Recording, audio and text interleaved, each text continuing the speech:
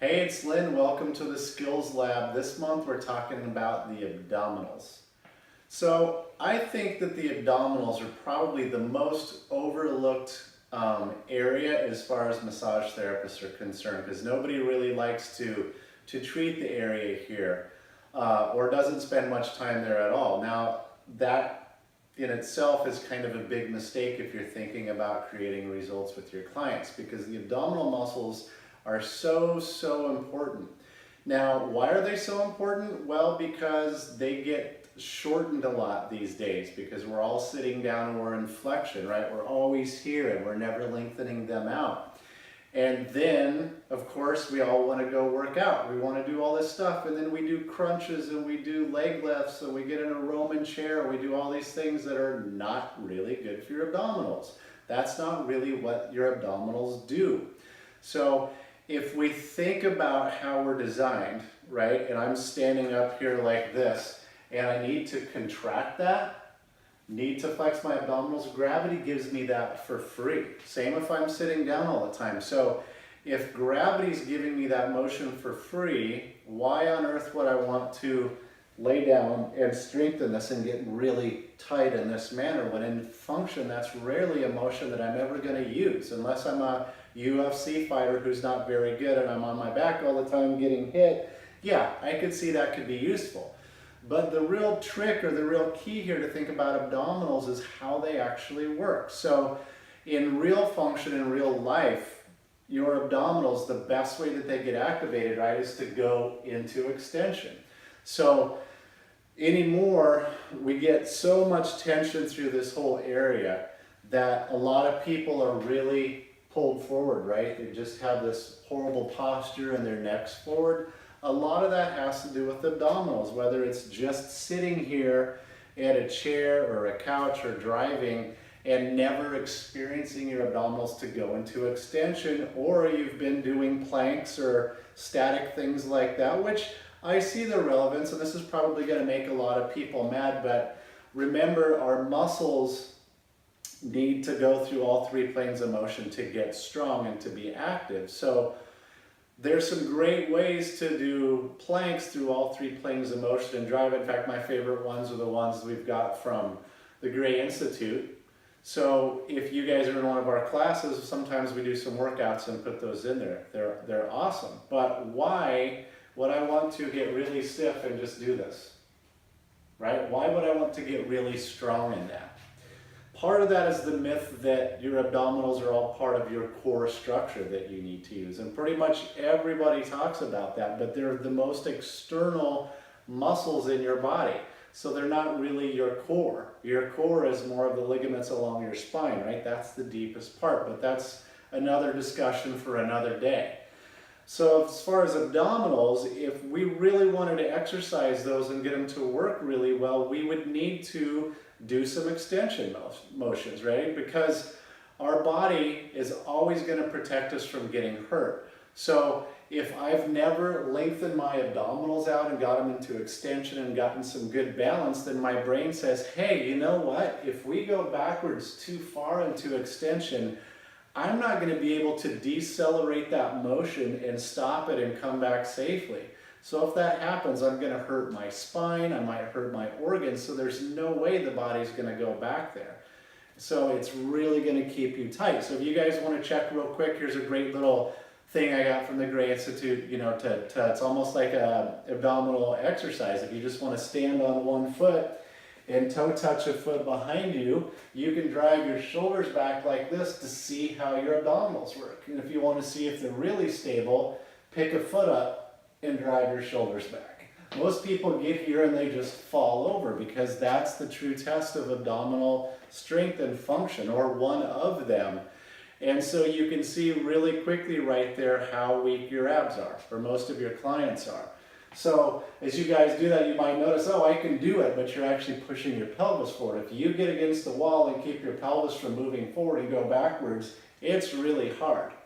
So that being said, I wanted you guys to understand a little bit more of how the function works. So if we think about the anatomy, or kind of the fascial continuities of the abdominals, if you think about the rectus abdominis, right, it actually starts kind of back in your coccyx and comes up and becomes the rectus abdominis and then goes all the way up and kind of morphs into your platysma a little bit and attaches up in here. So it's that whole line, right? Because we know muscles never work by themselves, right? In real life, I never go out and bench press things and move them, right? That's a very useful measure of strength. Not really. That's why I wonder when they do the NFL combines, they're like, oh, well, this guy bench pressed 175 pounds only 15 times, but yet he's a receiver with super long arms. So it's like that is the worst measure of strength, kind of like squatting, right? It's like, how does that help him run out and catch passes if he's doing this, which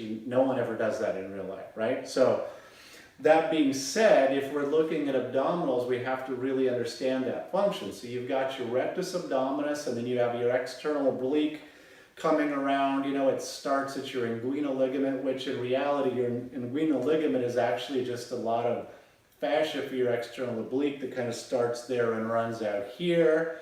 And then you have your transverse abdominis running around here. I'm not going to talk about that much because you guys did the embodiment with Ann earlier. You've got a really good education on that. We really don't need to review that too much. And then of course we have our internal oblique, right? That's coming around, coming across here and up into our chest. So that's a really important motion. It's really important for throwing footballs or reaching up and grabbing something above you. In fact, as that comes across, the aponeurosis actually splits a little bit, and the rectus abdominis is sitting in the middle of that and gliding through that fascia if it's unstuck. So understanding those relationships is really huge. So if you see people with, you know, shoulder forward posture, I want you to start thinking, head forward posture, I want you to start thinking about these abdominals, because it's not just the chest, right? That's why we can go in and do our chest stretches against the wall, which doesn't really do much unless you put stretches in it, you know, getting in the door frame. But it's like if you don't address the abdominals as part of how the body works with the chest and anything anteriorly, you're not going to get much success there. So the abdominals, I hope you guys are starting to realize the importance of them, because if they get locked short and you never use them, they're pulling forward, that's going to give you all kinds of atlanto-occipital issues. You're going to have head forward posture. You're going to have a lot of overloaded hamstrings and back muscles especially. I'm going to show you guys a technique in a minute that I use a lot on people. When I come in and their erectors and their glutes are just locked up, it's because all this is fighting. And I'll just have them do a little bit almost of a cobra stretch, and I'll stretch this, and all of a sudden their back releases. We've got to start thinking about function and structure, because if our abdominals are never taught to lengthen out and eccentrically load in their true range of motion along with the quads and the hip flexors, your lower backs and your erector spinae between your shoulders and the traps are never going to get better. So I really wanted to talk about that a little bit with abdominal function with you guys. So thanks for joining me on this little discussion about the abdominals. We're going to jump ahead now and do the releases that I like to use at work to really help get these abdominals opened up and open up that structure and get them functioning a little bit better. Okay guys, so what I want to show you now is a pretty cool release that really helps to release the fascia and kind of retrain the muscles, stimulate the proprioceptors a little bit on this area from kind of the front of the hip all the way to the opposite shoulder, where the abdominals, especially the internal obliques, going to come across and morph into the chest and all the way up into the shoulder. And this is when people get pulled forward, right? It's a lot of times it's because of that line pulling there. Now this is really important too for people that might have rotator cuff issues, because they can't get their shoulders back to throw, right? Because if this won't lengthen, it's going to get really tight in the back. They're going to have elbow problems. But mostly what I'm thinking about with this is just helping people to get out into an extension. So like we do with any of these kind of active myofascial releases, what I'm going to do is I'm going to be holding different places, and as she starts moving to end range, we're going to kind of just accelerate the fascia just barely. It's not a hard thing. This is only like 1 pound of pressure maybe to just really re-educate the muscle, and or actually the whole body, but we're going to focus on this area to get those fascial areas and muscles to kind of load and let go. We're retraining them kind of how to do their job. So with this, what I tend to do is get people into a lunge. For this instance, I'll have my left leg back slightly turned in and have them touch the wall. You know, in this case, for filming purposes, the edge of my true stretch, I'm going to have them reach around and turning their heads and reaching around, so they're doing transverse plane. For my goal is I want them to lengthen the area from the anterior shoulder to the anterior hip, and then I'm going to demonstrate on end in a second how we maximize that. Now, one thing that I always do before I do this, you guys that have taken our integrative anatomy classes, I will stimulate the reciprocals from the front of the hip to the front of the shoulder, because that's going to turn on the communication systems that will do probably about 40% of the work for you. So Ann, you want to come join me? So I'm just going to have Ann stand here, and she's going to bring her left foot back towards me and get into a lunge, and internally rotate this foot here. Bring your right foot over here, about shoulder width apart. So she's just going to hold something, in this case with her left hand, for stability. So I'm going to have her just start reaching all the way back. So you can see she's doing pretty good, but there is a little bit of a strain here. As she gets here, she can hit my hand about right there. So this is a good before and after assessment to do. So what I'm going to do now is I'm going to put my hand on her low back, and I'm just going to kind of do this motion as I just accelerate those abdominal muscles, okay? And then also I can feel how this ties down in the guidal ligament area and all that. So what I'm going to do is I'm going to hold her femur as she does that and reaches that to get the lower abs. I'm not letting the hip go with it, which is going to put more force right on that lower abs. You feeling that, Ann? Yeah. Yeah? Okay. So then we're going to work our way all the way up. In fact, I might even get up here, put my hand on her back to support her thoracic spine, and just really get that chest and just accelerate it coming around. It's really doing good. In fact, I'm just going to help her here by stopping the hip again and helping the anterior shoulder, and just kind of go around, and you're going to get in between right here on the sternum. This is much easier to do on guys than women, even though it's my wife.